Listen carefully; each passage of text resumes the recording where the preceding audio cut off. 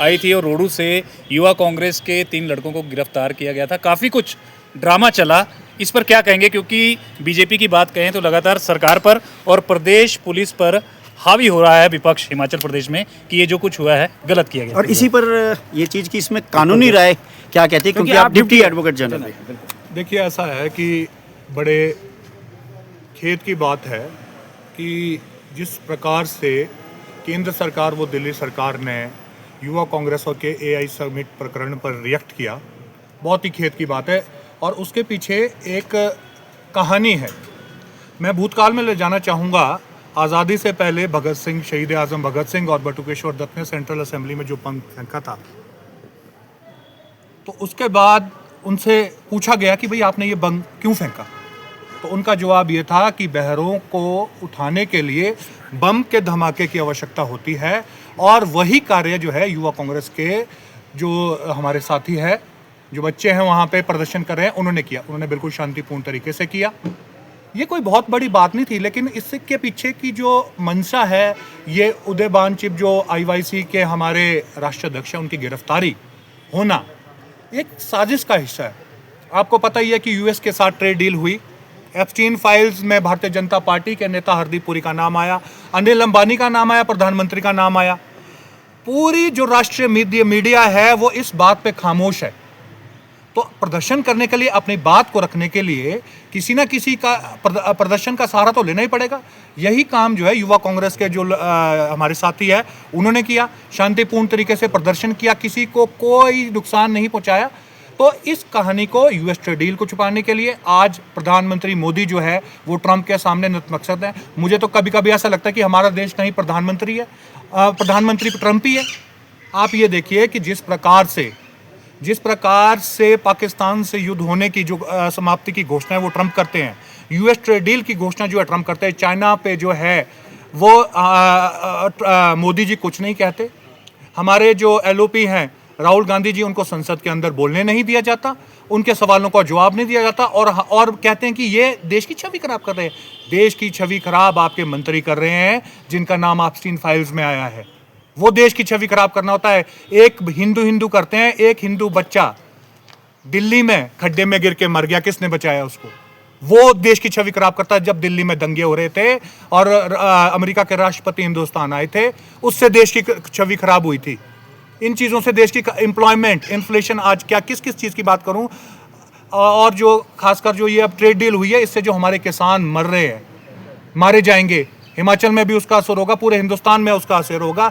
ये देश के लिए शर्म की बात है। ब्रिटेन में इस्तीफा हो गया, जेल हो गई, बड़े बड़े लोग माफ़ी मांग रहे हैं कि हमने उससे गलत किया। इन सब लोगों को पता था। इस मुद्दे को दबाने के लिए इनकी थूथू हो रही थी, इसीलिए उन्होंने इस प्रकरण को उठाया। अब रही बात हिमाचल की। हिमाचल के अंदर दिल्ली पुलिस आती है बिना हिमाचल पुलिस को इन्फॉर्म किए हुए। हर चीज़ का एक प्रोटोकॉल होता है, नियमावली होती है। बिना, अगर यहाँ पे जिस प्रकार से वो हिमाचल में दाखिल हुए थे, उनको प्रोटोकॉल के अनुसार और कानून के अनुसार उनको हिमाचल पुलिस को सूचित करना था। अगर यहाँ पे उनकी गाड़ी का एक्सीडेंट हो जाता या उन पे किसी तरह का अटैक हो जाता तो कौन जिम्मेवार होता? कौन आंसर देता उसके लिए? ये हिमाचल प्रदेश के जो इन्होंने ऐसे ही सोचा कि पहले हिमाचल के सदन पे रेड मारी और फिर हिमाचल में पुलिस चोरों की तरह आई। शर्म की बात है। ये पुलिस वालों के लिए भी कोई प्रोटोकॉल्स नहीं किए, फिर बिना ट्रांजिट रिमांड के उनको यहाँ से उठा के ले जा रहे थे। ये कोई तरीका है? देखिए, इस प्रदेश में कांग्रेस की सरकार है, लोगों की चुनी हुई सरकार है, और इस प्रदेश के मुखिया है सुखविंदर सिंह सुक्खू, जो इस प्रदेश के मुख्यमंत्री है। तो ये ना सोचिए सुक्खू नाम समझ के, फ्लावर नहीं है वो, फायर है, फायर। और उसने दिखा दिया पूरे हिंदुस्तान के अंदर अपनी ताकत को कि वो किस प्रकार का व्यक्ति है, किस प्रकार के मुख्यमंत्री हैं वो। जो अपने स्टेट को की जो साख है उसको बचाने का काम भी तो मुख्यमंत्री को करना है। आप आज हर तरीके से देखिए, हिमाचल प्रदेश की जनता से कांग्रेस की इसको वोट डालने का बदला लिया जा रहा है। आपने आरडीजी ग्रांट बंद कर दी, हमारे को आपदा में आपने पैसे नहीं दिए, हिसाब नहीं दे रहे, कहाँ गए पैसे? आपदा के पैसे आपने दिए नहीं, आरडीजी ग्रांट हमारी बंद कर दिया आपने। ये धोखा कांग्रेस पार्टी के साथ नहीं है, ये धोखा जो है वो हिमाचल प्रदेश की जनता के साथ, आपके साथ, हर एक व्यक्ति के साथ है। क्योंकि हिमाचल एक पहाड़ी राज्य है और हिमाचल का बहुत सारा जो एरिया वो फॉरेस्ट कवर्ड एरिया है। हमारा जो थोड़े बहुत आय के साधन है वो बिजली के प्रोजेक्ट हैं और बागवानी है, ठीक है, थोड़ी बहुत जो फैक्ट्रीज है बद्दी में वो हैं, उसके अलावा क्या है, टूरिज्म है थोड़ा बहुत। उसके बाद हमारा बहुत सारे एरिया तो जो है वो फॉरेस्ट कवर एरिया है। आप हमारा हिस्सा दो बीएनबी में, आप हमारा हिस्सा दो चंडीगढ़ में, जो हमारे पैसे हैं वो दो, तब माने हम आपको।